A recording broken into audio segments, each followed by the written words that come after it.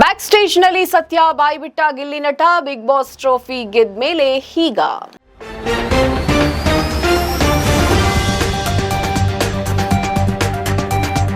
ಗಿಲ್ಲಿ ನಟ big boss ಶೋನಿಂದ ಹೊರಗಡೆ ಬಂದ ಬಳಿಕವೂ ಕೂಡ ನಮ್ಮ ಸಿನಿಮಾದ ಬಗ್ಗೆ ಪ್ರಚಾರ ಮಾಡಿಲ್ಲ, ನಮ್ಮ ಸಿನಿಮಾ ಬಗ್ಗೆ ಪೋಸ್ಟ್ ಅನ್ನ ಹಂಚಿಕೊಂಡಿಲ್ಲ ಅಂತ ಸರ್ಕಾರಿ ಶಾಲೆ HP ಸಿನಿಮಾ ತಂಡವು ಆರೋಪ ಮಾಡಿ ಚಲನಚಿತ್ರ ವಾಣಿಜ್ಯ ಮಂಡಳಿಗೆ ದೂರನ್ನ ಸಲ್ಲಿಸಲಾಗಿತ್ತು.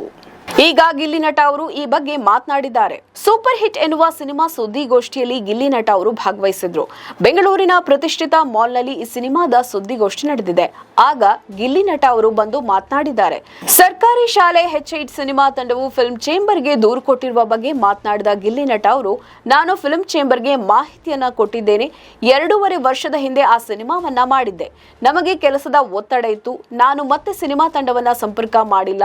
ಫಿಲ್ಮ್ ಚೇಂಬರ್ಗೆ ನಾನು ಕ್ಲಾರಿಟಿಯನ್ನ ಕೊಟ್ಟಿದ್ದೇನೆ ಅಂತ ಹೇಳಿದ್ದಾರೆ. ಸಾಧು ಕೋಕಿಲ ಬಳಿ ವೇದಿಕೆ ಕೆಳಗಡೆ ಮಾತನಾಡಿದ್ದೇನು. ನಾನು ಆ ಸಿನಿಮಾದಲ್ಲಿ 2 ಸೀನ್ ನಲ್ಲಿ ನಟಿಸಿದ್ದೇನೆ. ಸಿನಿಮಾ ಪ್ರಚಾರಕ್ಕೆ ಬಂದಿಲ್ಲ ಎಂದ ಅವರು ಫಿಲ್ಮ್ ಚೇಂಬರ್ಗೆ ದೂರನ್ನ ಕೊಟ್ಟಿದ್ದಾರೆ ಅಂತ ಸಾಧು ಕೋಕಿಲ ಬಳಿ ಗಿಲ್ಲಿ ನಟ ಅವರು ಹೇಳ್ಕೊಂಡಿದ್ದಾರೆ. ಬಿಗ್ ಬಾಸ್ ಕನ್ನಡ ಸೀಸನ್ 12 ಶೋನಲ್ಲಿ 1 ಮ್ಯಾನ್ ಶೋ ಎಂಬಂತೆ ಗಿಲ್ಲಿ ನಟ ಅವರು ಆಟವನ್ನ ಆಡಿದ್ರು. ಪ್ರತಿಸ್ಪರ್ಧಿಗಳ ಮಾತುಗಳಿಗೆ ಕೌಂಟರ್ ಅನ್ನ ಕೊಡ್ತಾ ಅವರ ಆಟವನ್ನು ವಿಮರ್ಶೆಯನ್ನ ಮಾಡುತ್ತಾ ಅಷ್ಟೇ ಅಲ್ಲದೆ ಕಾಮಿಡಿಯನ್ನ ಮಾಡುತ್ತಾ ಹಾಡು ಹಾಡಿ ಡ್ಯಾನ್ಸ್ ಮಾಡಿ ಮನರಂಜನೆಯನ್ನ ನೀಡಿದ್ರು.